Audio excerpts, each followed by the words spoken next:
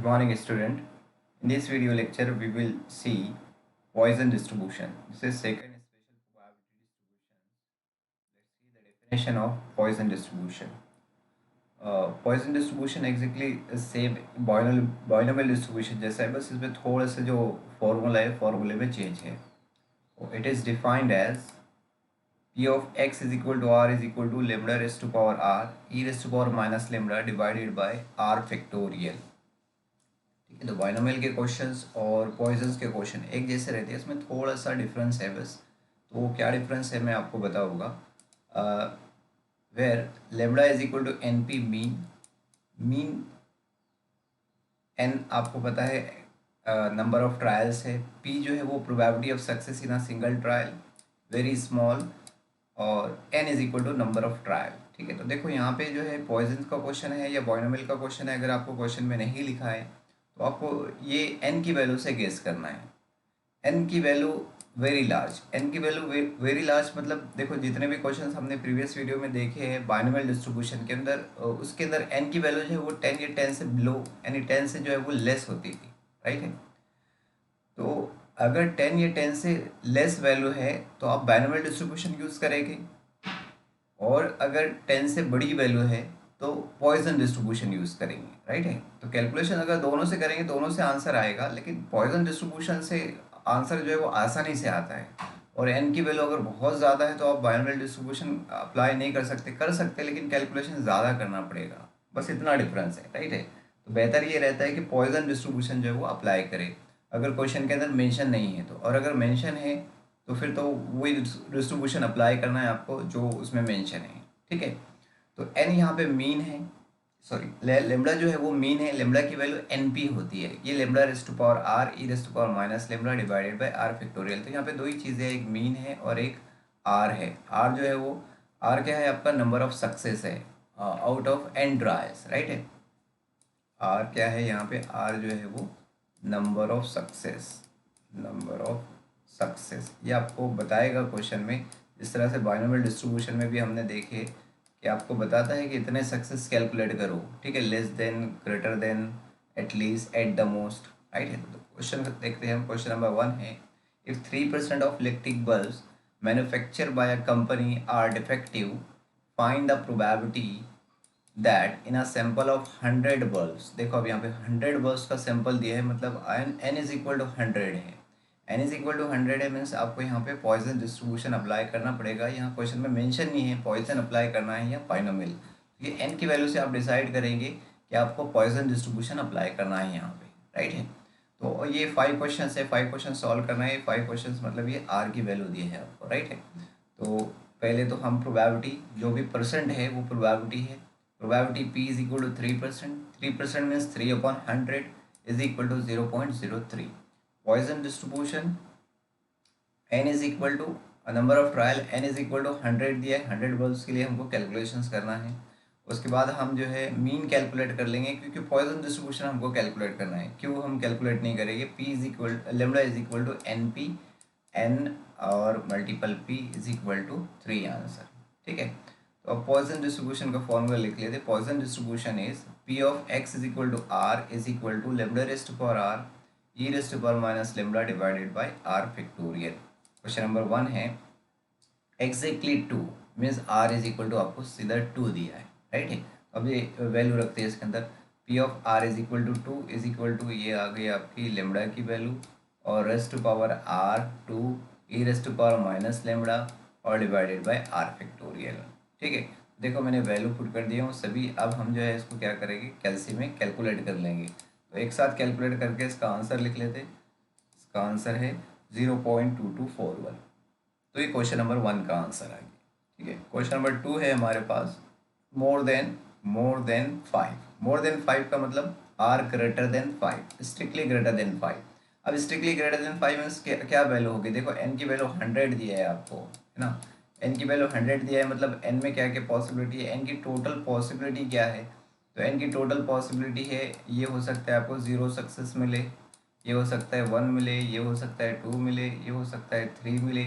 Right है, और कहाँ तक के जाएगा है, एन ट्रायल करना है. एन ट्रायल करना मतलब 100 तक के जाना है. ये हो सकता है कि आपको 100 सक्सेस मिले, राइट है। तो इसमें से आर आपको कैलकुलेट करना है, मोर देन 5 सक्सेस कैलकुलेट करना है। मोर देन 5 सक्सेस कैलकुलेट करना है मतलब आपको आर की वैल्यू क्या हो जाएगी, 6 हो सकती, 7 हो सकती, 8 हो सकती, डैश डैश डैश डैश कहाँ तक की हो सकती, 100 हो सकती।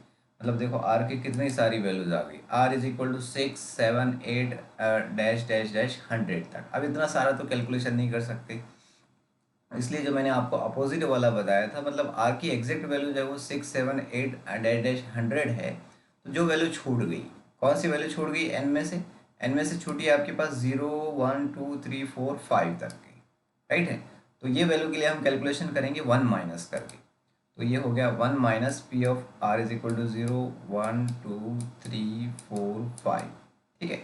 अब ये सारे वैल्यूज़ जो है वो मैं लगाता हूँ पॉइजन डिस्ट्रीब्यूशन में। तो ये लगा दिए हमने पॉइजन डिस्ट्रीब्यूशन में। यहाँ पे आर की वैल्यू 0 है, 1, 2, यहाँ 3 है, 4 है और ये 5 है, ठीक है। बाकी लेमड़ा की वैल्यू तो पहले हम पुट कर चुके, लेमड़ा की वैल्यू 3 है। अभी ये इसको पूरा कैलसी में रखेंगे और कैलकुलेट करेंगे, तो इसका आंसर आएगा 0.8386, ठीक है। तो ये क्वेश्चन नंबर 2 का आंसर हो गया।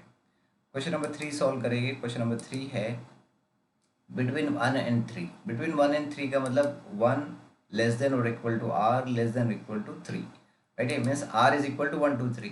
तो आर इज इक्वल टू 1, 2, 3, तो P of 1 less than equal to R less than equal to 3 का मतलब ये हुआ P of R is equal to 1 plus P of R is equal to 2 plus P of R is equal to 3। अब ये तीनों जो है Poisson distribution के फॉर्मूले पे अप्लाई कर दे। यहाँ पे जो है आर की वैल्यू 1 है, ये यहाँ आर की वैल्यू 2 है, यहाँ आर की वैल्यू 3 है। अब इसको कैलसी में रखेंगे, कैलकुलेट करेंगे, 0.5975 आंसर, ठीक है। क्वेश्चन नंबर 4 है एट द मोस्ट टू।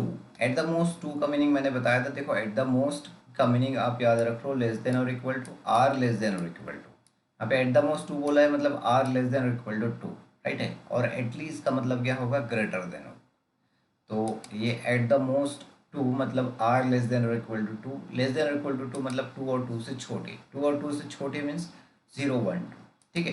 तो P of R less than और equal to 2 is equal to P of R is equal to 0 plus P of R is equal to 1 plus P of R is equal to 2।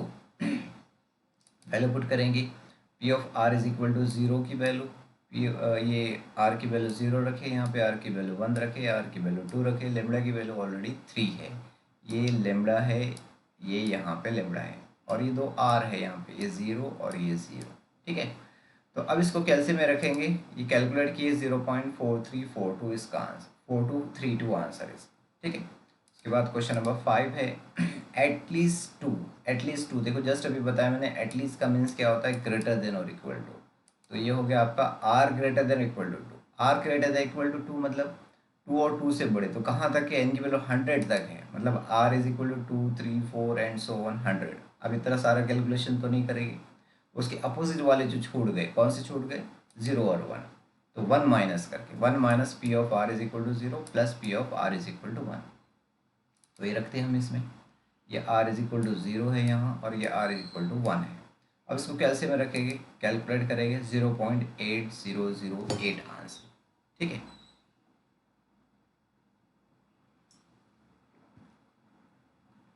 ये इसका final answer हो गया। उसके बाद question number 2 देखेंगे। Question number 2 है a car hire firm has two cars which it hires out day by day.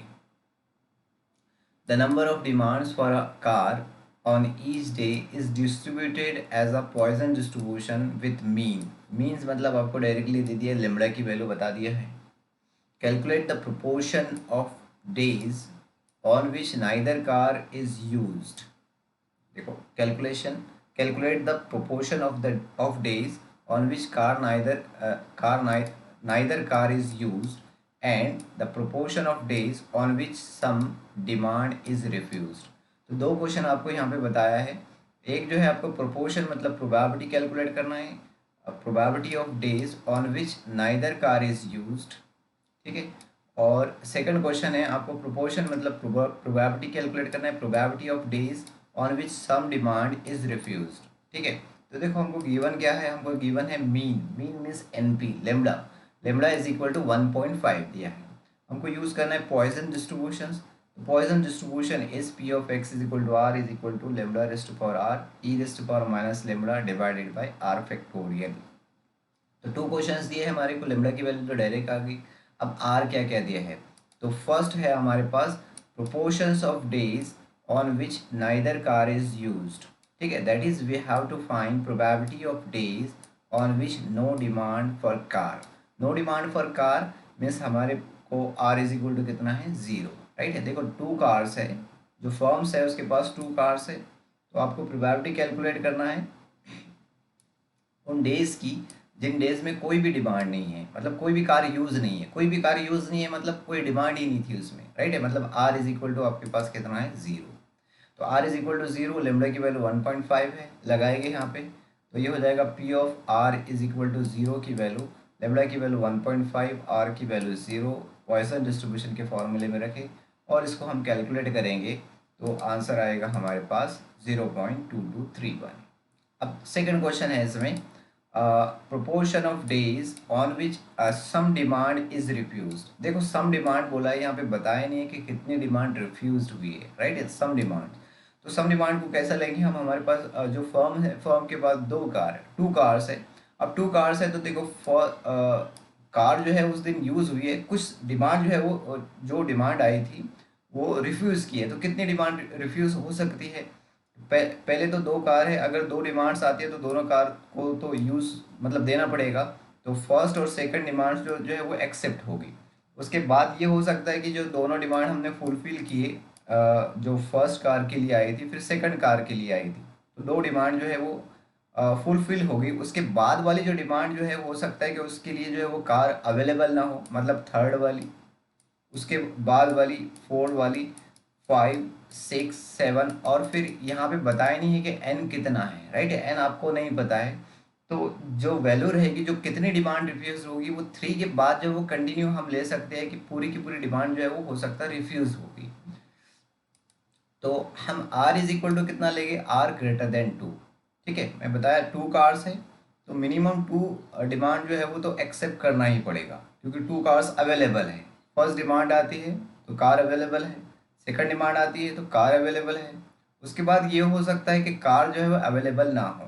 तो सम demand का मतलब हम ये लेंगे कि r ग्रेटर देन 2 है, r ग्रेटर देन 2 है, मतलब 2 डिमांड्स के बाद जो है वो हो सकता है कि सारी की सारी डिमांड्स जो है वो रिफ्यूज हो गई हो। राइट है, तो therefore R greater than 2 है। यहाँ पे आर ग्रेटर देन 2 का मीनिंग ये हुआ कि आर जो है वो 3, 4 एंड सो ऑन, क्योंकि एन की वैल्यू हमको पता नहीं है तो इसलिए आर की वैल्यू जो है वो कंटिन्यू चलते रहेगी। ठीक है, तो अब हमारे पास क्या है कि हम अपोजिट वाला कैलकुलेशन करेंगे, जो वैल्यू छूट गई है। कौन कौन सी वैल्यू छूट गई है, 0, 1 और 2। तो 1 माइनस करके, 1 minus P of R is equal to 0 plus P of R is equal to 1 plus P of R is equal to 2। ठीक है, तो ये रखे हमने आर की वैल्यू यहाँ 0, यहाँ पे 1, यहाँ पे 2। इसको कैलकुलेट करेंगे और इसका आंसर आएगा 0.1912। तो ये इसका फाइनल आंसर हो गया। 2 क्वेश्चन थे इसके अंदर, दोनों क्वेश्चन हमने सॉल्व कर लिए हैं। ठीक है, अभी कुछ क्वेश्चन है, 2 क्वेश्चन बहुत आसानी से आप इसको सॉल्व कर लेंगे पॉइजन डिस्ट्रीब्यूशन से। इसको बाइनोमियल डिस्ट्रीब्यूशन से भी सॉल्व करना है सेकंड क्वेश्चन को, और पॉइजन डिस्ट्रीब्यूशन से भी सॉल्व करना है, यहाँ पे मेंशन है। तो आप 1 बाय 1 सॉल्व करेंगे, पहले बाइनोमियल से और फिर पॉइजन से। ठीक है, तो ये 2 क्वेश्चन आप सॉल्व करेंगे। डाउट्स आते हैं तो डाउट्स मेरे से व्हाट्सअप से या फिर इसी वीडियो के कमेंट बॉक्स से आप मेरे से डाउट्स जो है वो पूछेंगे। ठीक है, इसके बाद जो है नेक्स्ट वीडियो लेक्चर में हम नॉर्मल डिस्ट्रीब्यूशंस देखेंगे। तो thank you for watching this video.